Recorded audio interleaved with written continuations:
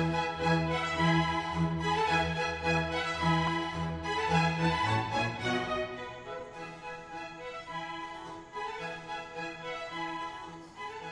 hello there, and welcome to another edition of I Am Better Than You. I'm Felicity Vanguard, and today I'll do what's in my power to broaden your horizons, quite literally, with the consideration of the travel tract Girl Watcher's Guide to the Far East. Published in 1968 by Simpson Doyle & Company for bachelor books and written by Boyce Dement, author of The Lively Art of Mistress Keeping in Japan and Face Reading for Fun and Profit, the tenor of the books is effectively surmised in the opening quote: "Girls are the Orient's most popular and profitable export. The product never wears out, is never out of stock, and the buyers never get enough." Boyd and his team of researchers, comprised of American businessmen, GIs, and tourists, credit the resurgence of Western fascination with the Oriental woman to, in the author's words, the weird, wonderful years of the US military occupation of Japan.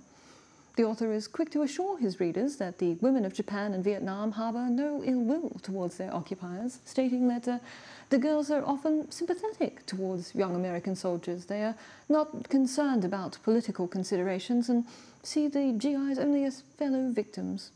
Under the premise, a playboy who is really professional never has two girls of the same racial extraction at the same time, Boyd tackles the weighty matter of telling Oriental women apart and of assessing those parts under the subject headers appreciating the nape of the neck, the attraction of small hands, sex without sin, and shapeliness and elasticity.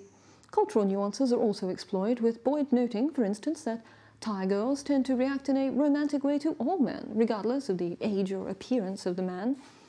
In addition to this, they are usually subservient to men, not well educated, but polite and generally nice to have around.